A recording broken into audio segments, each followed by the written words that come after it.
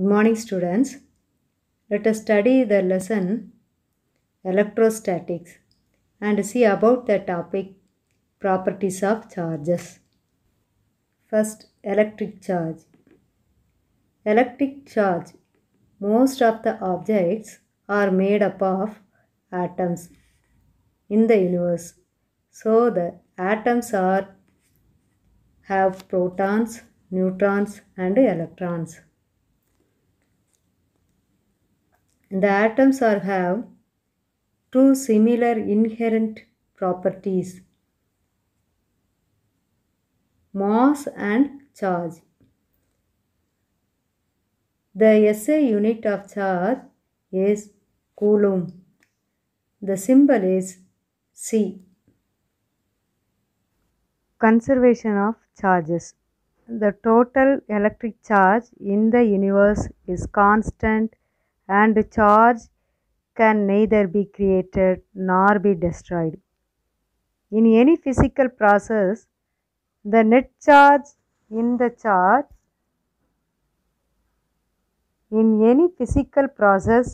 the net change in charge will always be zero. அதாவதுமா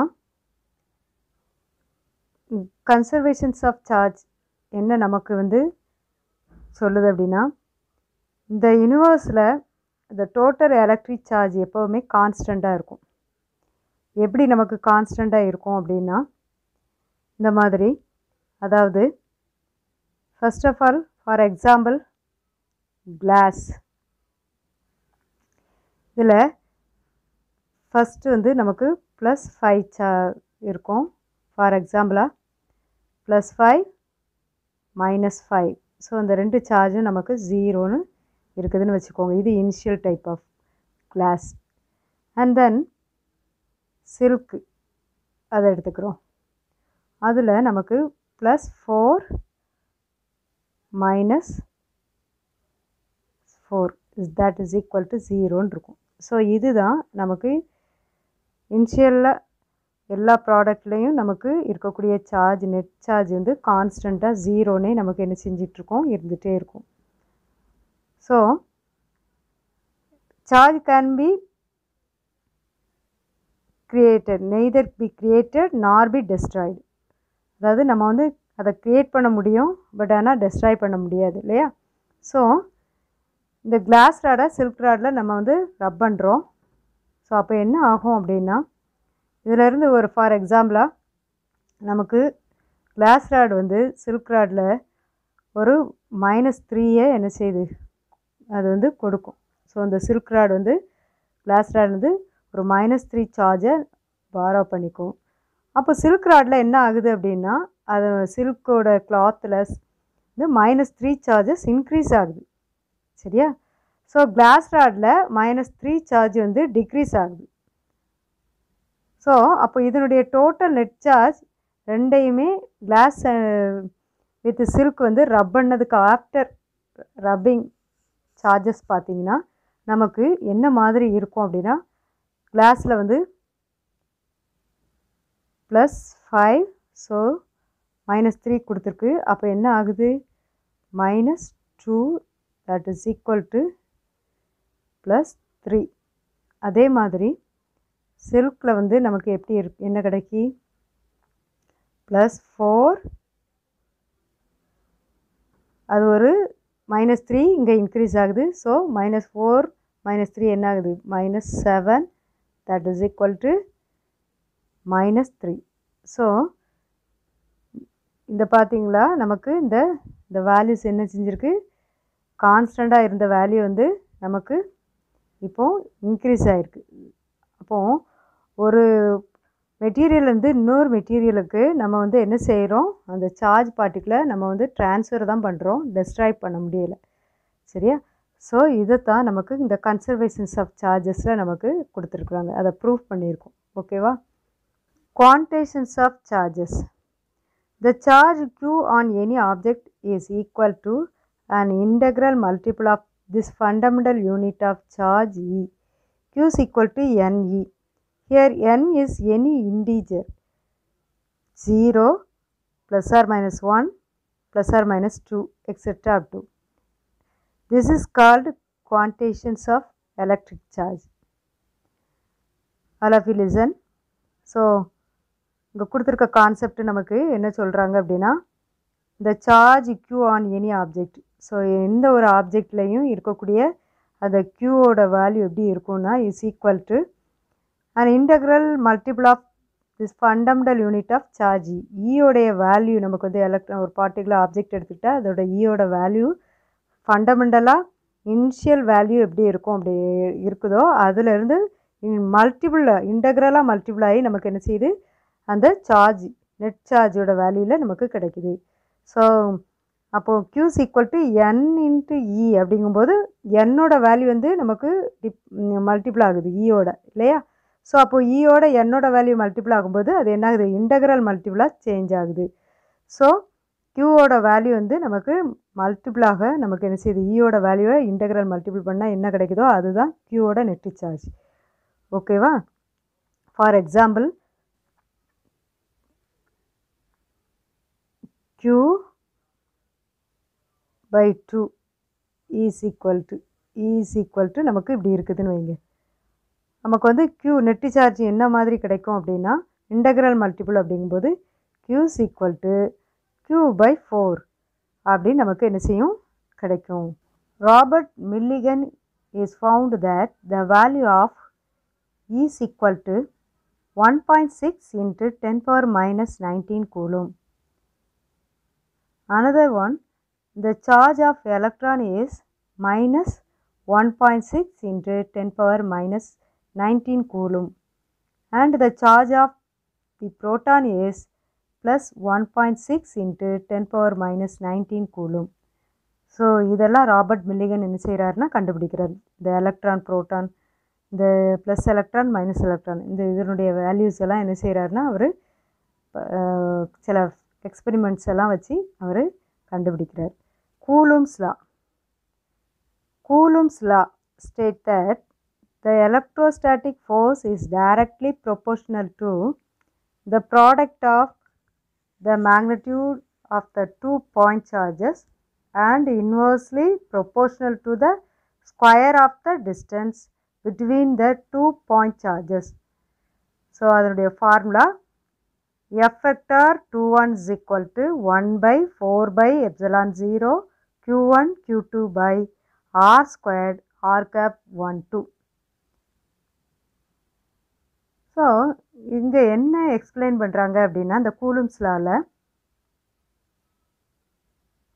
the force on the point charge q2 exerted by another point charge q1 is F vector 21 is equal to k q1 q2 by r squared r cap 1 2,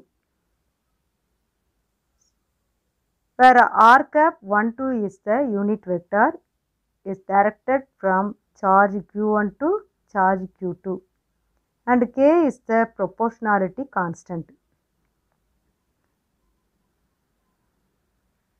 அதாவதுமா அதில் இந்த q1 இந்த q2ங்கிற இந்த point charge வந்து q1 point charge மேலே ஒரு ஃபோர்ஸை வந்து எக்ஸ்ட்ராக்ட் பண்ணுது. ஸோ அந்த ஃபோர்ஸை தான் நம்ம எவ்வளவு அப்படிங்கிறத இங்கே டிஃபைன் பண்ணுறோம். ஸோ அதுதான் என்ன சொல்கிறோம் அப்படின்னா F vector 21, அதில் 21 அப்படிங்கிறது பாயிண்ட் சார்ஜ் q வந்து அனதர் பாயிண்ட் சார்ஜ் q2 வந்து அனதர் பாயிண்ட் சார்ஜ் q1 மேலே ஒரு ஃபோர்ஸை எக்ஸர்ட் பண்ணுது, சரியா? ஸோ அதை தான் F vector 21 நம்ம மென்ஷன் பண்ணுறோம். ஓகேவா? ஸோ இங்கே ரெண்டு பாயிண்ட் சார்ஜஸ் வந்து என்ன செய்யுது அப்படின்னா செப்பரேட்டடாக நம்ம அதை வந்து டிஃபைன் பண்ணி வைக்கிறோம். ஸோ அது தான் plus q1 and then plus q2ன்னு சொல்லி தனியாக நம்ம இது பண்ணி வச்சுருக்கோம், பிரித்து வச்சுருக்கோம். ஸோ இதோட டைரக்ஷன் வந்து இந்த டைரக்ஷனில் இருக்குது. அனதர் ஒன் இந்த q2ஓட டைரக்ஷனும் ஆப்போசிட் சைட்லேயே தான் இருக்குது.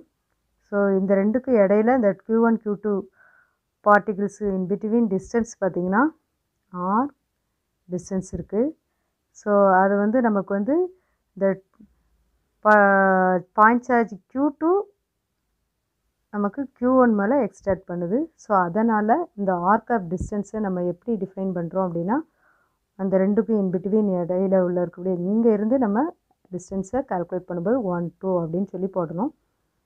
அதனுடைய ஃபோர்ஸ் எஃபெக்டாரை டிஃபைன் பண்ணும்போது நம்ம வந்து F2 Q2 பார்ட்டிகள் Q1 மேலே எக்ஸ்டெண்ட் பண்ணுறதுனால அதனுடைய ஃபோர்ஸ் வந்து F21 அப்படின்னு சொல்லி மென்ஷன் பண்ணுறோம். ஓகேவா? ஸோ அதைத்தான் நம்ம ஃபார்முலாவாக டிஃபைன் பண்ணி சொல்லியிருக்கோம். Important aspect of Coulomb's law. The force on the charge Q2 exerted by the charge Q1 always lies along the line joining the two charges. இது நம்ம முந்தின பிக்சரில் நம்ம பார்த்துருக்கோம் இல்லையா? அதே தான் அதோடைய ஆஸ்பெக்டில் நமக்கு கொண்டுட்டு வரோம். Another one, r cap 1 2 is the unit vector pointing from the charge Q1 to Q2. r capங்கிறது ஒரு யூனிட் வெக்டர். ஸோ அதை எப்படி மென்ஷன் பண்ணுறோம்னா the charge Q1 to Q2. And then likewise the force on the charge Q1 exerted by Q2 is along the directions r cap 1 2. Force எப்போதுமே Q1 to Q2க்கு இது பண்ணிச்சு அப்படின்னா அதை வந்து நம்ம யூனிட் வெக்டார் வந்து இஸ் அலாங் எப்படி மென்ஷன் பண்ணுறோம் 1 2ன்னு நம்ம மென்ஷன் பண்ணுறோம். கூலும்ஸ் லாவோடைய பிக்சர் நெக்ஸ்ட்டு ஸ்லைடில் உங்களுக்கு டிஸ்பிளே ஆகிருக்கு. ஸோ இதனுடைய எக்ஸ்ப்ளனேஷன் முந்தின இதில் கொடுத்தாச்சு. இன் SI unit K is equal to 1/4/epsilon 0 and its value is 9 into 10 power 9 Newton meter squared Coulomb power minus 2. Here epsilon 0 is the permeability of free space or vacuum and the value of epsilon 0 is equal to 1/4/K, that is equal to 8.85 into 10 power minus 12 Coulomb squared Newton power minus 1 meter power minus 2. The magnitude of the electrostatic force between two charges, each of 1 coulomb and separated by a distance of 1 meter, is calculated as follows. So the modulus of force F is equal to 9 into 10 power 9 into 1 into 1 by 1 squared, that is equal to 9 into 10 power 9 Newton. This is a huge quantity, almost equivalent to the weight of 1 million ton. We never come across 1 coulomb of charge in particle. Most of the electrical phenomena in day-to-day life involve electrical charges of the order of microcoulomb or nanocoulomb. Listen, 1 coulomb வேல்யூடைய அந்த electric சார்ஜோட force நம்ம இங்கே calculate பண்ணுறோம். So 1 coulomb of electric charge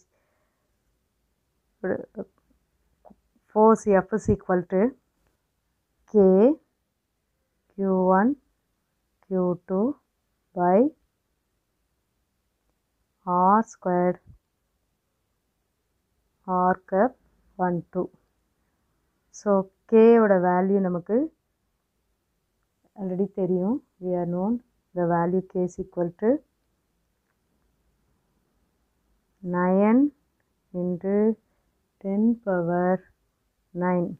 F is equal to 9 into 10 power 9 into 1 into 1 by 1 squared. 1 squared னா 1 தான் value நமக்கு. So அப்போ 1 கேன்சல் ஆயிரும்.